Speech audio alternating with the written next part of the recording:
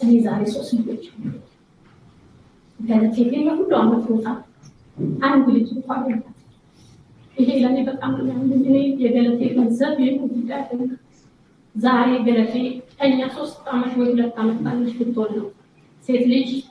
በጋዜጣዊ መግለጫው ላይ መሰረት ደፋር እንባ ተናንቋት እየተንሰፈሰፈች በሳግ ውስጥ ሆና ስትናገር ላያት ሁሉም ሰው እንባው ነበረ በአይኑ ግጥም ብሎ የሞላው። መሰረት ደፋር የቀድሞ የኦሎምፒክ ጀግና፣ የኢትዮጵያ የቁርጥ ቀን ልጅ፣ ይህቺ የኢትዮጵያ አትሌቲክስ ፌዴሬሽን የወቅቱ ምክትል ፕሬዝዳንት ስለ ቀድሞ አጋሯ የኢትዮጵያ ብሔራዊ ቡድን የአትሌቲክስ አሯሯጯ ስለ ገለቴ ቡርቃ ስትናገር ስሜት ፈንቅሏት እንባዋ ነበር የቀደማት። አትሌት ገለቴ ቡርቃን ከመጀመሪያው አንስቶ የገጠማት ችግር ተነግሮ የሚያልቅ አይደለም ስትል መሰረት ደፋር ዛሬ በነበረው ጋዜጣዊ መግለጫ ላይ ተናገረች። እንደተለመደው ይህንን ቪዲዮ ላይክ በማድረግ ጀምሩ። መረጃው ለበርካታ ሰዎች እንዲዳረስ አግዙን።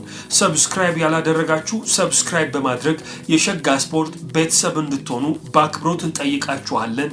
በቀጥታ ወደ ጉዳዩ። መሲ አልቻለችም። የገለቴ ቡርቃን ስቃይ፣ የገለቴ ቡርቃን እንግልት ተመልክታ ስሜቷን ተቆጣጥራ ለመናገር አልቻለችም ነበረ። በጋዜጣዊ መግለጫ የነበረው ተከታታይ ጋዜጠኛው ሁሉ በመሲ ንግግር እጅግ ልቡ ነበር የተነካው። ለሀገሯ ይህንን ያክል ዋጋ የከፈለች አትሌት ከ2010 ጀምሮ የገጠማትን ችግር ለመፍታት በፍርድ ቤት ስለመንከራተቷ በቅርብ አውቃለሁ ስትል የኢትዮጵያ አትሌቲክስ ፌዴሬሽን ምክትል ፕሬዝዳንት መሰረት ደፋር ተናገረች። የተወደዳችሁ የሸጋ ስፖርት ተከታታዮች ዛሬ ስለ ገለቴ ቡርቃ በኢትዮጵያ አትሌቲክስ ፌዴሬሽን ጽሕፈት ቤትና በኢትዮጵያ አትሌቶች ማህበር በጋራ አዘጋጅነት የተሰጠውን ጋዜጣዊ መግለጫና አበይት የሚባሉ የጋዜጣዊ መግለጫዎቹን ይዘት ታደምጣላችሁ።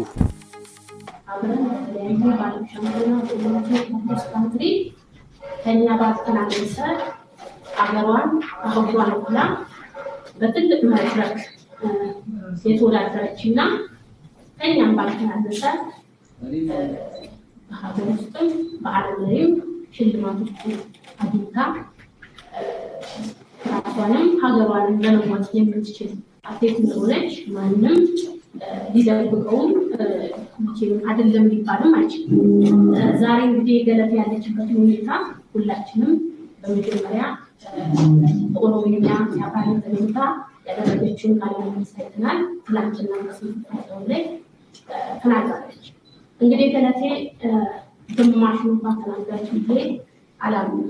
ለምን ከመጀመሪያው ጀምሮ የገለቴ ታሪክ እንደቀበትን አብሬን በመስራት ስለማለት ትላንትና መስማት ተናግራለች። አዲስ አበባ ስገባ አማርኛ ወጣችን በራሴ ነው አማርኛ መጽሐፍም መናገር የቻልኩት እውነቷን ነው። እኛ እንኳን ስትጠራ ሴቷን አንተ ወንድና አንቺ እያለች ነበር የምትጠራው።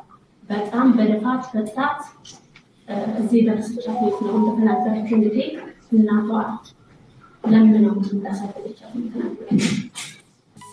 መሰረት ደፋር ገለቴ ቡርቃን ለዓመታት ታውቃታለች።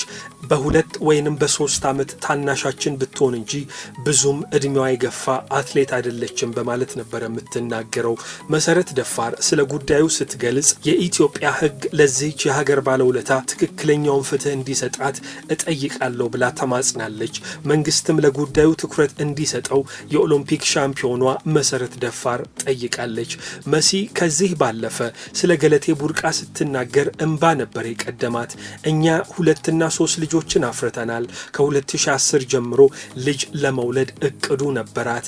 ነገር ግን በእንዲህ ያለ መጥፎ ውስብስብ ውስጥ ህይወቷ ገባባት። የሴት ልጅ እድሜ ይታወቃል። ተፈጥሮ ሴት ልጅ እንድትወልድ የሚፈቅድላት የተወሰነ ጊዜ ነው።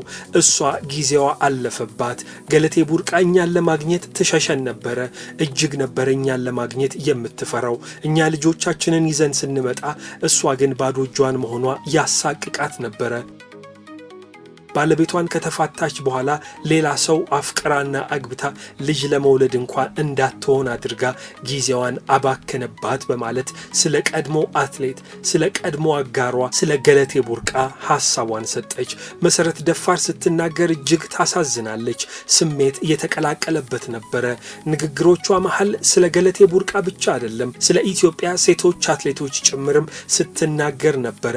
መሲ ኢትዮጵያውያን ሴቶች አትሌቶች እየገጠሟቸው ያለው ፈተና እጅግ ከፍ ያለ እንደሆነ ነው የምትገልጸው። ይህችን ሴት አትሌት ለሀገር ውለታ የከፈለችውን ሴት ኢትዮጵያ ልትክሳት እንደሚገባና ሕጋዊ የሆነ ፍትህን ልታገኝ እንደሚገባ መሰረት ደፋር ጠይቃለች። እኔ ዛሬ የሚያመኝ ነገር የገለቴ ገንዘብ ንብረቷን ማጥፋት። እኔ ዛሬ 3 ልጆች ገለቴ ግን የሁሉ አመት ቦታ አንድ ልጅ እንኳን የላት። ይሄ ለእኔ በጣም እኔ የገለቴ ገንዘብ ጉዳይ ዛሬ ገለቴ እኛ 3 አመት ወይ 2 አመት ባለች ብትሆን ነው። ሴት ልጅ ጊዜ አላት የመሮጫ የመውለጃ ብዙውን ታጣለች። ገለቴ ከ2010 ጀምሮ በፍርድ ቤት ስትንከራተት ሌላ እንኳን የፍቅር ጓደኛ ይዛ ልጅ እንኳን ለመውለድ ያጣችበት ጊዜ ነው። እኔ እንዳየሁት በቅርበትም ስለማውቃት ፕሮግራሙን ነበራት 2010 በኋላ ልጅ መውለድ ሀሳብ ነበር። እኔ ያሳዝነኝ ቢያንስ አንድ ፍሬ እንኳን ሳይኖራት የሁሉ አመት ሀገሯን ወክላ ተወዳድራ ዛሬ ያለችበት ሁኔታ ለእኔ በጣም አሞኛል። እንግዲህ አሁን ዶክተር አያሌው እንደተናገሩት ወላ አትሌቲክስ አትሌቶች ላይ የሚደርሱ ጥቃት በጣም በስፋት እየመጣ እየቀረበ በመገኘቱ ህግ አውጥቶ በሌላ ሀገር ላይ ህጎች እየተተገበሩ ይገኛል። በተለይ እንግዲህ እንደተናገሩት ሁኔታ በኬንያ ላይ 2 አትሌቶች ህይወታቸው አጥተዋል። ከዚያ ባለፈ ግን በጋዜጣዊ መግለጫው ላይ በይፋ ለክብርት ከንቲባ ወይዘሮ አዳነች አቤቤ መልእክት አለኝ በማለት መሰረት ደፋር ትናገራለች። እንደ መንግስት ኃላፊነት ብቻ ሳይሆን እንደ ሴትነትም ጭምር አይተውት የአዲስ አበባ ከተማ አስተዳደር ከንቲባ ወይዘሮ አዳነች አቤቤ ለገለቴ ቡርቃ ምላሽ እንዲሰጧትና ፍትህ እንድታገኝ እንዲያግዟት ተማጽኗን አሰምታለች።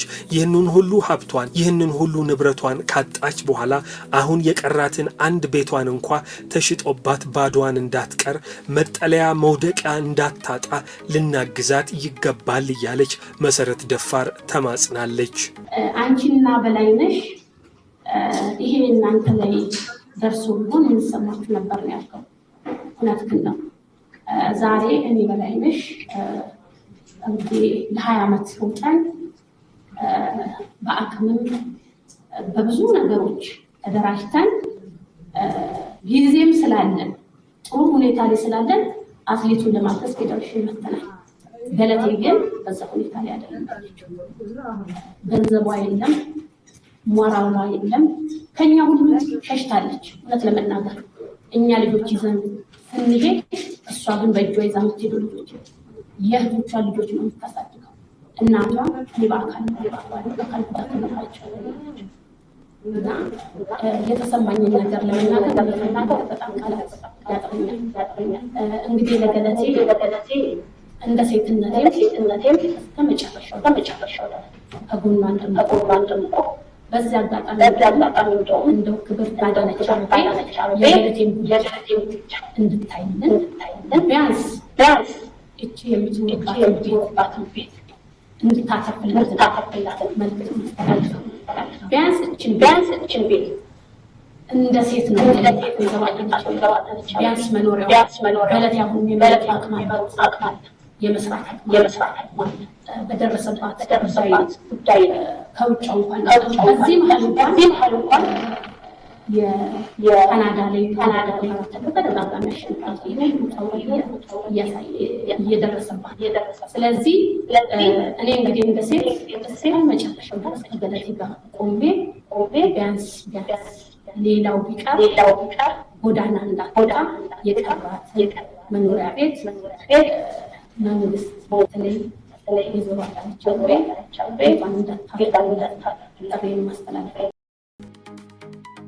የዩቲዩብ ተከታታዮች ሰብስክራይብ በማድረግ ቤተሰብ መሆን እንዳትዘነጉ። ላይክ እና ሼር በማድረግ ለሌሎች እንዲዳረስም አድርጉ።